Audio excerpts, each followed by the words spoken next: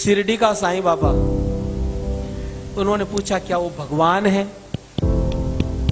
आप अगर ये पूछते ना कि क्या वो आदमी भी था पूरा, तो मुझे हंसी नहीं आती, लेकिन डायरेक्ट ही भगवान। थोड़ा सा इस चीज को समझें। आपने किसी जैन मंदिर में साईं बाबा की मूर्ति देखी? किसी बौद्ध मठ में, किसी सिख गुरुद्वारे में, उसकी छोड़िए किसी चर्च में साईं बाबा की मूर्ति देखी? अरे उसको छोड़िए किसी मस्जिद में उसका कैलेंडर भी देखा? केवल हिंदुओं के मंदिर में साईं बाबा की मूर्तियां कह कह करके बिठाई जाती है, पैसा दे दे करके।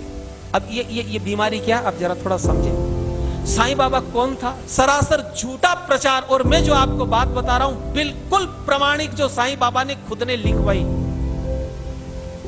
उनका चेला था गोविंद रघुनाथ राव दाभोलकर, जिसको वो हेमा पंडित बोलते थे। वो सेवा में रहता था, पढ़ा लिखा था। उसको कह करके बाबा ने अपनी जीवनी लिखवाई, पूरी पुस्तक लिखवाई, जिसका नाम है साईं सच्चरित्र, जिसको शिरडी साईं संस्थान ने प्रकाशित किया। उसमें बिल्कुल जो बातें मैं आपको बता देता हूं, अपनी ओर से मैं कुछ नहीं बताऊंगा, बिल्कुल प्रमाणिक। साईं बाबा भगवान था कि नहीं, आपको समझ में आ जाएगा। ये आदमी अफगानिस्तान का पिंडारी मुसलमान था। इसके बाप का नाम था मियां बरहुद्दीन। ये अफगानिस्तान से आए थे। 1838 में साईं बाबा का जन्म हुआ। कहां हुआ? अहमदनगर की एक वेश्या, उसके पास में इसका बाप मियां बरहुद्दीन जो था, वो डकैतों का ग्रुप चलाता था हिंदुस्तान में, लुटेरों का। तो वो अहमदनगर की एक वेश्या के पास रहने लग गया। उससे 2 संतानें हुई, एक लड़की और एक लड़का। लड़के का नाम रखा चांद मियां, और यही व्यक्ति, इसको साईं बाबा अब बोलते हैं।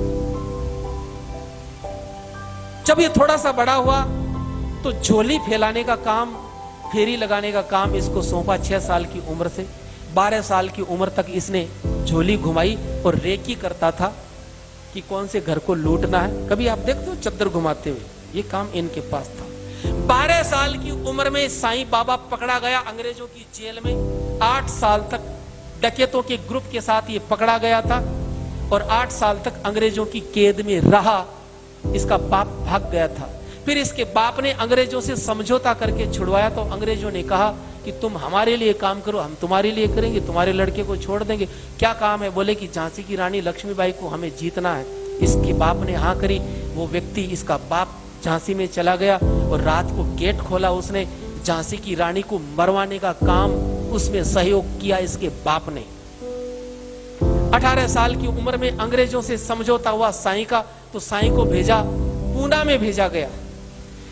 लोकमान्य तिलक के स्वतंत्रता संग्राम को दबाने के लिए इसको प्रोजेक्ट करके अंग्रेजों ने भेजा पूना में। और लोकमान्य बाल गंगाधर तिलक इतने चतुर थे, वो समझ गए कि ये पाखंड रचा रहा है, ये दुनिया को भटकाएगा।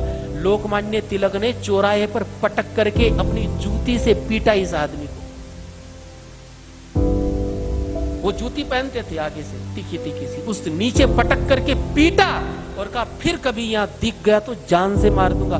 तो ये आदमी वहां से भागा। बिल्कुल पाखंड का रूप इसने धारण किया लोगों को ठगने के लिए। मैं भूत प्रेत जानता हूं, मैं तंत्र मंत्र जानता हूं, मैं 1 रू में बेटा दूंगा, मैं आरोग्य दूंगा, मैं पैसा दूंगा, पाखंड।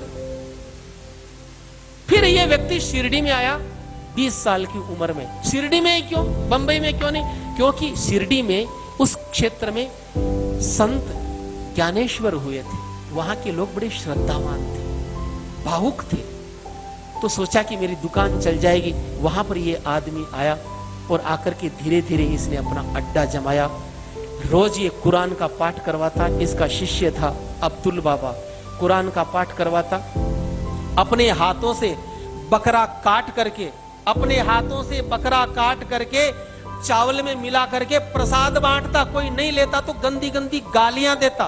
एक बार तो ऐसा हुआ, काका साहेब दीक्षित एकादशी के दिन उनसे बोला कि बकरा लाओ। उन्होंने कहा मैं तो ब्राह्मण हूं, तो गालियां दी। जबरदस्ती मंगवाया और बना करके उसका ब्राह्मण धर्म भ्रष्ट किया। उसको भी बोले खा। एक बार तो ऐसा हुआ, शिरडी में हैजा फैल गया। तो वहां के पंचों ने कहा कि ऐसा करो कि कोई जीव हिंसा मत करना, ताकि हैजा कंट्रोल में आ जाए। सबने जीव हिंसा बंद कर दी, लेकिन इसने कहा मैं तो काटूंगा। बकरा अपने हाथों से काटता, काट करके चावल में मिला करके सबको प्रसाद बांटता। बोले मैं तो मुसलमान हूं। ये आदमी महीनों महीनों नहाता नहीं था, संडास जाने का डिब्बा, उसी से ये आदमी पानी पीता, चिलम पीता था।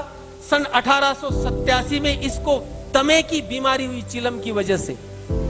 अपनी दमे की बीमारी ये जिंदगी में कभी ठीक नहीं कर पाया और 1918 में 3 दिन दमे का इसको अटैक आया और 1918 में दशहरे का दिन था, उस दिन ये आदमी मर गया। अब मुझे एक बात बताइए, न तो इसने कोई प्रतिभा थी, न इसमें कोई भक्ति थी, न इसका हिंदू धर्म से कोई लेना देना था। जिंदगी भर ये हिंदू देवी देवताओं को गालियां देता था। जो आपको साईं राम, ओम साईं, ये तो बाद में जोड़े गए केवल मूर्ख बनाने के लिए। 1957 तक इसकी जो कब्र थी, जहां आज मंदिर बना हुआ, यहां केवल मजार थी इसकी। यहां पर अब्दुल बाबा इसका मजार का पैसा लेता था, लेकिन वो मर गया। तब हरि सीताराम दीक्षित नाम के कांग्रेसी नेता थे, उन्होंने इस मजार को अपने कंट्रोल में किया और पैसा लेना शुरू किया।